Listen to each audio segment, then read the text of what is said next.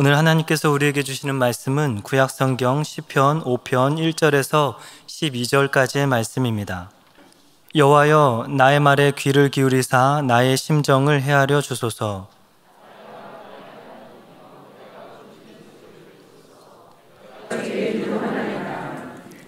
여호와여, 아침에 주께서 나의 소리를 들으시리니 아침에 내가 주께 기도하고 바라리이다.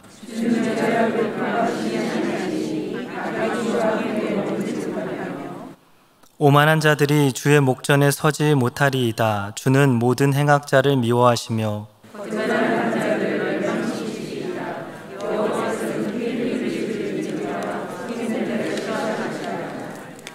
오직 나는 주의 풍성한 사랑을 힘입어 주의 집에 들어가 주를 경외함으로 성전을 향하여 예배하리이다.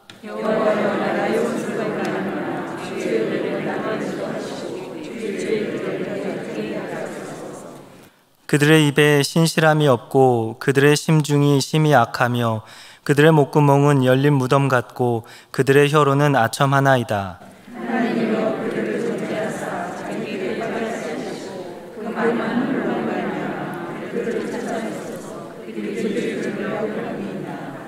그러나 주께 피하는 모든 사람은 다 기뻐하며 주의 보호로 말미암아 영원히 기뻐 외치고 주의 이름을 사랑하는 자들은 주를 즐거워하리이다.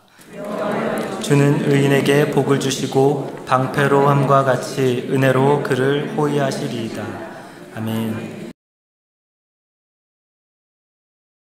오늘은 시편 5번째 강해 시간으로 주님의 집으로 나아갑니다 라는 제목으로 말씀 전하겠습니다. 시편 5편은 어떤 상황에서 쓰여졌을까 먼저 한번 살펴보고자 합니다. 시편 5편 또한 이 절박한 상황에서 쓰여진 탄식시입니다. 우리 3장부터 계속 살펴볼 때 탄식시였습니다. 근데 7장까지 이어지고 있습니다. 그러니까 7장까지 조금 비슷한 흐름이 있다는 것을 아시면 좋겠습니다. 5편의 상황은 정확하게 알 수는 없습니다. 그런데 몇 가지 상황을 통해서 어느 정도 상황을 우리가 추측할 수는 있습니다. 자, 먼저 시편 기자의 상황은 그의 소리에서 알 수가 있습니다. 우리 시편 기자는 이 하나님이 이 자신의 기도를 들어주시는 분이시고 자신에게 하나님의 뜻을 보여주시기를 간절히 소망하면서 나아갑니다. 우리 1절에 보면 이런 표현이 있습니다. 여호와여, 나의 말에 귀를 기울이사 나의 심정을 헤아려 주소서라고 기도합니다. 이제 기도의 첫 마디가 여호와여, 나의 말을 들어 주소서입니다. 우리말 성경을 보면은 어떤 단어를 강조하고 있는지 잘 모릅니다. 그런데 이 원어 성경에서 보면은 조금 느낌이 살 수 있습니다. 히브리어는 문법적으로 동사가 앞에 나옵니다. 근데 가끔가다 강조하기 위한 것이 있으면 단어를 이렇게 도치시킵니다. 여기서는 이 목적어에 해당되는 나의 말이라는 단어가 가장 앞에 나와 있습니다. 그러니까 시편 기자는 이 나의 말이 무엇인지 들어주기를 하나님께 간청하고 있는 것입니다. 이 나의 말 좀 들어달라고 그렇게 이 나의 말을 강조하고 있습니다. 근데 이 말이라는 단어가 아주 독특한 뜻을 갖고 있습니다. 입 밖으로 나온 말만을 의미하는 단어가 아닙니다. 여기서 말하는 이 말은 그 사람 속에 아직 나오지 않은 말, 생각하는 것, 사고하고 있는 것, 그리고 그 마음 속에 깊은 뜻까지도 포함하고 있는 것입니다. 무엇을 의미합니까? 이 자기의 말에 귀를 기울여 달라고 기도하는 이 시편 기자는 지금 차마 자신의 입으로 말은 안 했지만 나의 상황이 어떤지 잘 아시지요. 제 형편이 어떠한지 잘 아시지요. 그러니 그것까지도 들어주십시오 라는 의미를 담고 있는 것입니다. 하나님께서 헤아려서 이 복잡한 나의 마음을 해결해 달라는 의미를 담고 있는 것입니다. 그래서 이 나의 말을 다른 표현으로 계속해서 반복해서 나타내고 있는데요. 1절에서는 나의 심정이라고 나옵니다. 그러니까 나의 말, 아직 입 밖으로 나오지 않은 말이 있는데 그것이 마음속 깊은 곳에 있는 고민, 어떤 생각이거든요. 그것이 나의 심정입니다. 그런데 이 단어를 세번역 성경에서는 이렇게 번역을 합니다. 세번역 성경으로 보시면 주님, 나의 기도에 귀를 기울여 주십시오. 나의 신음소리를 들어주십시오 입니다. 비록 입 밖으로 나오지는 않았지만 지금 속으로 신음하고 있는 거예요. 아주 속으로 통곡하고 있는 겁니다.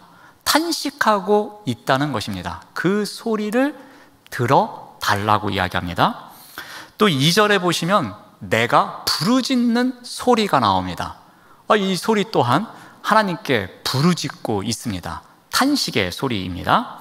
또 3절에 보면은 나의 소리가 나옵니다. 그러니까 1절과 2절과 3절에서 이 소리라는 단어가 반복되고 있습니다. 이 소리라는 표현을 통해서 이 시편 기자가 지금 어떠한 상황에 처해 있는지를 우리가 추측할 수 있는 것입니다. 너무나도 억울합니다. 또 절박한 상황에서 그 상황을 토로하는 탄식의 소리가 담겨져 있습니다. 현재 자신이 겪고 있는 이 고난은 부당하다는 것입니다. 그러한 억울함이 담겨져 있는 탄식의 소리이기도 합니다. 거친 파도와 같이 밀려오는 그 절망 가운데에서 저 좀 살려달라고, 저를 좀 보호해 주십시오 라는 간절히 바라는 탄식의 소리가 지금 담겨져 있는 것입니다. 이런 소리라는 단어가 3번이나 반복되는 것을 통해서 이 시편 기자가 지금 얼마나 절박한 상황에 놓여 있는지를 우리가 추측할 수 있습니다. 또한 이 시편 기자의 상황은 그가 부르는 이 호칭에서도 우리가 추측을 할 수 있습니다. 2절 말씀을 보면은 하나님을 누구로 부릅니까? 나의 왕이라고 부르고 있습니다. 나의 왕, 나의 하나님이여, 내가 부르짖는 소리를 들으소서. 내가 주께 기도합니다 라고 고백합니다. 이 나의 왕은 이 하나님이 통치자임을 고백하고 있는 것입니다. 하나님은 나의 통치자이십니다 라고 고백하는 것이 나의 왕, 나의 하나님이시여 라는 고백입니다. 이 구약시대의 왕은 크게 2가지 역할을 했습니다. 백성들을 구원하는 일을 했고 또 백성들을 재판하는 일, 2가지 일을 했습니다. 바로 이러한 의미가 담겨져 있습니다. 하나님을 왕으로 호칭한다는 것은 그 하나님께서 전능자이시고 나의 이 애타는 호소에 유일하게 응답하실 분이시며 나의 억울함을 풀어주실, 정의를 선포하실 재판관이라는 의미를 담고 있는 것입니다. 그분은 모든 것을 알고 계시는 분이시며 모든 것을 통치하시는 구원자라는 의미를 담고 있는 것입니다. 그러니 모든 것을 통치하시는 구원자이신 재판관이신 그분의 손 위에 모든 것이 다 있음을 믿는 믿음으로 고백하는 표현이었습니다. 그래서 시편 기자의 인생 또한 이 하나님의 손 안에 있음을 믿음으로 고백하면서 나의 왕이신 나의 하나님이여, 저의 기도를 들어주십시오 라고 고백하고 있는 것입니다. 그만큼 그의 상황이 어떠한지를 우리가 추측할 수 있습니다. 자, 3번째로도 시편 기자의 상황을 알 수 있는 것은 시간적 배경을 통해서 알 수 있습니다. 우리 지난주에 우리 시편 4편 말씀을 볼 때는 어떻게 잠자리에 누웠을 때 기도하는 것을 우리가 배웠습니다. 그렇죠? 네, 분명히 했습니다. 네, 모른 척 하시면 안 됩니다. 근데 오늘 3절 말씀을 보니까 시간적 배경이 어떠한 시간으로 나오고 있습니까? 아침으로 나오고 있습니다. 아침이 2번이나 반복해서 나옵니다. 여호와여, 아침에 주께서 나의 소리를 들으시리니 아침에 내가 주께 기도하고 바라옵나이다 라고 기도하고 있는 것입니다. 그러니까 지난주는 밤 늦은 시간에 잠이 안 올 때에 그때에 기도하는 것에 대해서 우리가 살펴보았고요. 오늘은 이른 아침인데 잠이 안 오는 시간에 무엇을 해야 되는지를 배우는 것입니다. 여러분, 아침에 잠이 일찍 깨어서 기도를 한다는 것은 어떤 의미가 있는 것이겠습니까? 그만큼 고민이 많다는 것이겠죠. 밤새 고민 때문에 이리 뒤척 저리 뒤척거리다가 겨우 잠에 들었어요. 그런데도 깊이 잠들지 못하고 새벽이 되어서 일찍 잠을 깨는 경우가 있습니다. 이렇게 이른 아침부터 깨어서 기도한다는 것은 그만큼 고민이 많고 어려움이 많음을 우리가 알 수 있는 것입니다. 반면엔 또 이런 면도 있습니다. 너무나도 힘든데 이 아침이 되어서 희망을 품고 기도한다는 것도 나타낼 수 있습니다. 아침은 어떻습니까? 아무도 방해하지 않는 시간이죠. 그 시간이 유일하게 내가 오늘 하루의 일을 시작하기 전에 절대자와 교제를 하는 가운데에 그 절대자이신 하나님께 간절히 매달릴 수 있는 시간이라는 겁니다. 그래서 그 아침에 간절하게 주님을 찾고 있는 것입니다. 절대자와 소통하기에 좋은 시간이라는 의미도 있습니다. 또한 아침은 어떤 의미를 갖고 있죠? 어둠이 물러나고 오는 시간이 아침이기도 합니다. 희망의 시간이기도 합니다. 그 아침이라는 시간적 배경 자체가 어찌 보면 기도의 응답 자체를 나타내기도 하는 것입니다. 구원의 상징이기도 합니다. 떠오르는 해에서 비치는 그 햇빛이 이제 구원의 때가 되었구나, 이제 고난이 끝나는 때가 되었구나 라는 것을 알려주는 시간이기도 하다는 것입니다. 가장 먼저 가장 중요하게 하나님께서 나에게 뜻을 펼쳐주시는 시간, 그 시간이 희망이 가득한 아침이라는 것입니다. 아무튼 이 아침이라는 시간, 힘들어서 깼든 또 희망이 가득해서 깼든 그 시간에 무릎을 꿇고 기도하는 시간은 절대자이신 하나님께 간절히 매달리는 시간임을 알 수 있습니다. 이 시간에 기도했다는 것은 그만큼 시편 기자가 절박한 상황이었다는 것을 우리가 추측할 수 있는 것입니다. 시편 기자 현재 어떤 상황에 놓여 있습니까? 그의 소리를 통해서 알아볼 수 있습니다. 탄식의 소리가 있습니다. 절망의 소리가 있습니다. 고통 가운데서 신음하는 소리입니다. 부르짖는 소리입니다. 억울함을 토로하는 소리입니다. 그때 그는 나의 왕이신 하나님을 초청합니다. 그리고 그 구원의 하나님, 통치자이신 하나님께서 나의 이 억울함을 들어주실 것을 토로하고 있습니다. 그것을 아침부터 애타게 하나님을 찾고 있는 것입니다. 밤새 잠을 잤는지 못 잤는지는 모르겠지만 이 새벽 미명, 이 아침 시간에 절대자이신 하나님과 교제하기 위해서 그 모든 것을 시작하기 전에 그분께 매달리는 자리에 나아갈 정도로 절박한 상황에 놓인 자가 바로 시편 기자입니다. 자, 이러한 상황에 놓여 있는 이 시편 기자가 이제 무엇을 합니까? 하나님이 어떠한 분이신지 하나님의 속성을 먼저 선포하는 장면이 나옵니다. 우리 4절 말씀을 봅니다. 주는 죄악을 기뻐하시는 신이 아니시니 악이 주와 함께 머물지 못할 것입니다 라고 고백합니다. 즉 악인은 하나님 앞에 나올 수 없다는 것입니다. 왜 그렇습니까? 하나님은 악을 기뻐하지 아니하시는 분이기 때문입니다. 여기서 말하는 죄악은 죄인일 수도 있고 죄악 행위일 수도 있습니다. 아무튼 하나님은 악인이든 그의 행위든 기뻐하지 아니하시는 분이라고 정의하고 있습니다. 그러면서 악인이 어떠한 자인지 그 표현을 한 3가지 정도로 본문에서 하고 있습니다. 아마도 이러한 자들이 시편 기자를 집요하게 괴롭히고 있는 것 같습니다.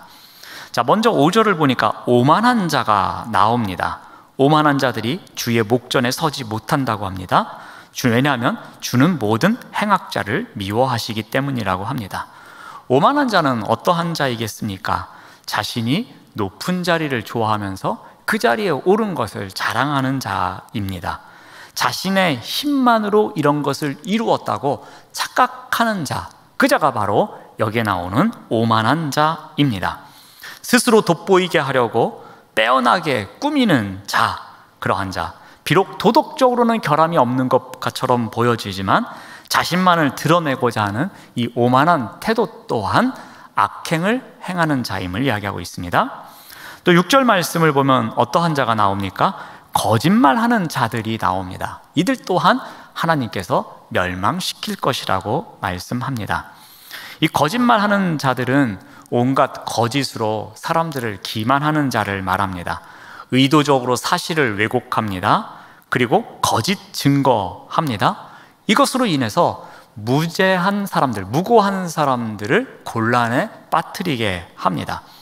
거짓말로 상처를 줍니다. 거짓말로 낙심케 합니다. 거짓말로 무너지게 합니다. 이러한 자들이 있다는 것입니다. 또 6절 말씀을 보면 어떠한 자가 나옵니까? 피 흘리기를 즐기는 자가 나옵니다. 이 피 흘리기를 즐기는 자는 한 단어로 바꾸면 살인자이겠죠. 의로운 자를 죽음으로 몰아내는 자들을 이야기합니다. 자기 마음에 들지 않으면 이 제거하려고 하는 자이기도 합니다. 누군가에게 신체에 해를 가하기 때문에 아무래도 위협적인 사람을 가리키는 것입니다. 자, 이러한 자들이 있음을 말합니다. 그리고 하나님의 속성은 이러한 자들을 기뻐하지 않는다고 말씀하십니다. 시편 기자를 집요하게 괴롭히고 있는 이러한 악인들의 특성을 열거하면서 하나님의 속성이 이러한 자들을 미워하기에 이러한 자들은 하나님의 집에 거할 수 없음을 이야기합니다. 주님의 집으로 나아갈 수 없음을 이야기하고 있습니다. 반면에 이제 무슨 이야기를 해야 되겠습니까? 악인들은 이렇게 주님의 집으로 나아가지 못하는데 그렇다면 의인인 나는 어떠한가라는 거죠. 그래서 7절 말씀에 이렇게 이야기를 합니다. 오직 나는 주의 풍성한 사랑을 힘입어 주의 집에 들어가 주를 경외함으로 성전을 향하여 예배할 수 있음을 이야기합니다. 오직 나는 주님의 전으로 주님의 집으로 나아갈 수 있음을, 그래서 주님을 경배할 수 있는 특권이 있음을 이야기합니다. 그런데 이것이 어떻게 가능하다고 합니까? 자기가 잘나서 가능하다고 합니까? 그렇지 않습니다. 두 가지를 이야기하는데요. 첫 번째가 무엇입니까? 풍성한 사랑을 힘입어서 가능하다고 합니다. 하나님의 풍성한 사랑이 있기에 내가 주님의 집으로 나아갈 수 있다고 이야기를 합니다. 자신의 의나 선행을 힘입어서 주님 앞에 나아가는 것이 아닙니다. 주님의 풍성한 사랑이 있기에 주님의 집으로 나아갈 수 있다고 합니다. 하나님이 자기 백성에게 보여주시는 변함이 없는, 그 지칠 줄 모르는 그 사랑에 힘입어서 나아갈 수 있다는 것입니다. 근데 여기서 우리가 한 가지만 조금 이렇게 나아가서 생각을 해보면 이런 것 같습니다. 우리가 하나님의 사랑에 힘입지 않고서는 주님의 집으로 나아갈 수 없습니다 라는 이 고백은 하나님의 사랑을 힘입어야만 나아갈 수 있다는 나의 겸손함의 고백이기도 합니다. 나는 부족하지만 하나님의 사랑에 힘입어서 나아갈 수 있습니다. 이 말은 자신의 겸손함을 나타내는 표현이기도 합니다. 자, 또 하나 주를 경외함으로 가능하다고 합니다. 이 경외함은 이 주님의 풍성한 사랑을 경험하는 가운데에 이 자연스럽게 하나님을 공경하게 되는 마음이라고 볼 수 있습니다. 이 경외함은 이 구약 성경에선 주로 이 하나님에 대한 이 신앙의 태도를 나타낼 때 사용합니다. 자, 시편 기자가 이 주님의 집으로 나아갈 수 있는 비결을 두 가지로 소개합니다. 자, 겸손과 이 경외였습니다. 하나는 이 겸손이라는 것은 나의 낮음을 아는 것입니다. 이 경외라는 것은 무엇이죠? 바꿔 말하면 하나님의 높음을 아는 것이 이 경외입니다. 그러니까 나를 잘 알고 하나님을 잘 아는 자, 그러한 자가 이 주님의 집으로 나아갈 수 있다는 것입니다. 내가 부족함을 알아서 아주 나의 낮음을 아는 그렇게 겸손한 자, 그리고 반면에는 하나님이 정말 높으신 분임을, 하나님이 정말 위대하신 분임을 아는 자, 그래서 그 하나님을 경외하는 자, 그러한 자가 이 주님의 집으로 나아갈 수 있음을 이 시편 기자는 이야기하고 있습니다. 이제 주님의 집으로 나아간 시편 기자가 무엇을 합니까? 이제 기도를 해야 되겠죠? 그게 바로 8절부터 시작됩니다. 여호와여, 나의 원수들로 말미암아 주의 의로 나를 인도하시고 주의 길을 내 목전에 곧게 하소서라고 합니다. 여기에 원수들로 말미암아 주의 의로 나를 인도해 달라고 합니다. 원수들을 활용해서, 원수들을 이용해서 주님께서 그 의로 나를 인도해 가신다는 겁니다. 이건 한 두 가지 정도로 해석을 할 수 있을 것 같습니다. 첫 번째 상황은 이러합니다. 이 길을, 의로운 길을 가야 하는데 이 원수들이 딱 막고 있는 것입니다. 그래서 시편 기자가 기도합니다. 주님, 이 길을 열어서 내가 공의의 길을 갈 수 있도록 도와주십시오라고 기도하는 겁니다. 그러니까 이 원수들을 제거해달라는 그런 의미입니다. 그래서 시편 기자는 담대하게 지금 하나님의 보호와 인도함을 요청하는 기도이기도 합니다. 자, 이거는 이제 표면적인 해석입니다. 자, 그런데 이런 의미로도 또 볼 수가 있습니다. 하나님이 앞에 있는 이 원수를 제거해 주셔서 그 의의 길로 인도하시는 것도 있지만, 어쩌다 보면은 하나님께서 오히려 원수들로 말미암아서 그 의의 길을 갈 수 있게끔 한다는 것입니다. 자, 이게 무슨 말이냐면은 우리가 잘 살고 있는 걸로 알았습니다. 이 정도면 뭐 신앙생활 잘하고 있는 거지, 이렇게 생각했습니다. 그런데 원수들이 나를 못 살게 굴기 전까지는 그런 줄 알았던 겁니다.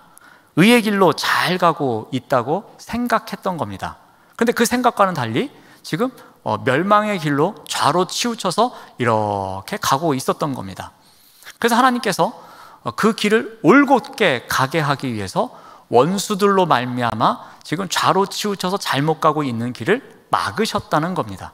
그래서 원수들로 말미암아 주님께서 의로운 길을 걸어가도록 이끌어 주셨다는 겁니다. 그래서 그 원수들로 말미암아서 환난을 경험하는 가운데 다시 기도하게 되고 다시 하나님께 간절히 무릎 꿇게 된다는 거죠. 그래서 이 바른 신앙의 길을 갈 수 있도록 깨닫게 된다는 것을 말합니다. 그러니까 원수들로 말미암아 찾아온 이 환난을 통해서 새롭게 의의 길로 걸어갈 수 있게 된다는 것입니다. 그런 의미가 담겨져 있습니다. 아무튼 시편 기자는 이 원수들이 길을 막고 있는 그 상황 가운데에서 다시 의의 길을 걸어갈 수 있도록, 지금 이 원수들로 인해서 막혀 있으니 그 환난의 상황을 뛰어넘을 수 있도록 기도하고 있는 것입니다. 자, 그런 가운데 이 아주 간악한 원수들의 모습을 다시 한번 폭로하고 있습니다. 하나님 앞에서 고발하고 있는 거죠. 그 내용이 9절입니다. 9절을 보시면은 그들의 입에는 신실함이 없다는 거예요. 아까도 이야기했듯이 이들이 거짓말을 잘한다고 했습니다. 또 그들의 심중이 심히 악하다고 합니다. 살인을 할 정도로, 상대방을 해칠 정도로 그들의 마음속에는 악함이 가득한 것입니다.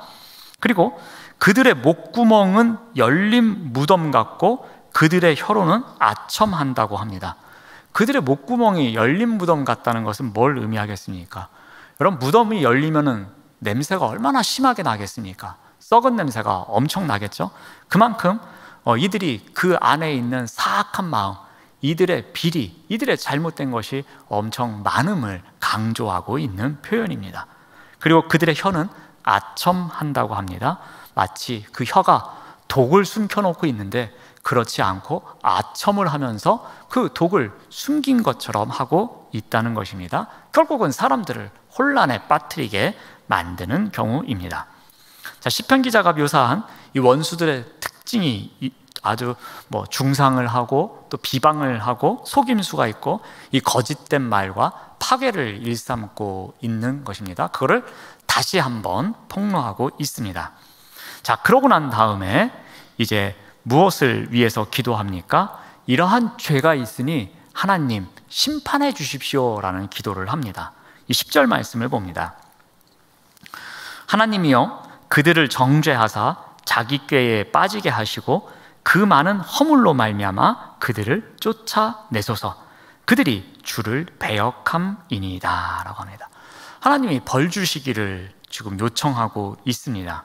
그들이 여러 가지 꾀로 나를 괴롭히고 있는데 오히려 그들이 마련한 꾀에 자신들이 빠지기를 하나님께 기도하고 있는 것입니다.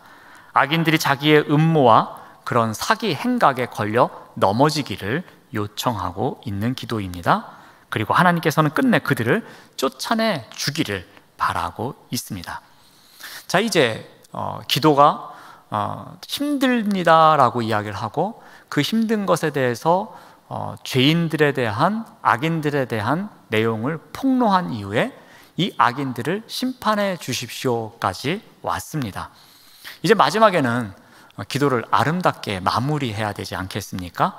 그래서 다시 본인이 이 주님의 집으로 들어와서 기도를 하고 난 다음에 찾은 기쁨에 대해서 이야기를 합니다. 그게 바로 11절입니다. 주님을 찬양할 수 있고 기뻐할 수 있음을 이야기합니다. 11절 말씀을 보시면은 그러나 주께 피하는 모든 사람은 다 기뻐하며 주의 보호로 말미암아 영원히 기뻐 외치고 주의 이름을 사랑하는 자들은 주를 즐거워하리이다. 자, 기뻐하고 기뻐하고 기뻐한다는 것이 지금 3번이나 반복해서 나오고 있습니다. 하나님께 피하는 이들, 주님의 집으로 들어온 모든 자들, 이러한 자들이 영원히 기뻐할 수 있고 즐거이 노래 부를 수 있고 그 이름을 사랑하는 자들이 그 주님 안에서 기뻐하며 살아갈 수 있음을 고백하고 있습니다. 자, 그러면서 이 마지막에 어떻게 이러한 기쁨이 가능할 수 있는지 그 비결을 소개하는데요. 그것이 바로 12절입니다. 우리 12절 말씀을 우리 한 목소리로 한번 읽어봅니다. 시작.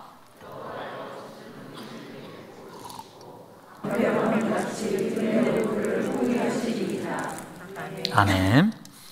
자, 12절은 우리가 보는 성경에서 번역되어 있지 않은 부사가 하나 있습니다. 이 강한 확신을 나타내는 이 참으로라는 뜻입니다. 이 참으로라는 단어를 넣어서 직역을 하면 이렇습니다.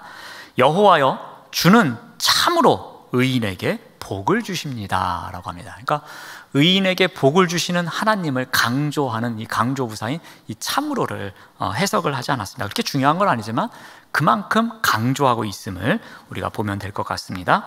의인에게는 꼭 복을 주시는 분이 하나님이심을 선포하고 있는 것입니다. 근데 그 하나님께서 어떻게 복을 주신다고 합니까?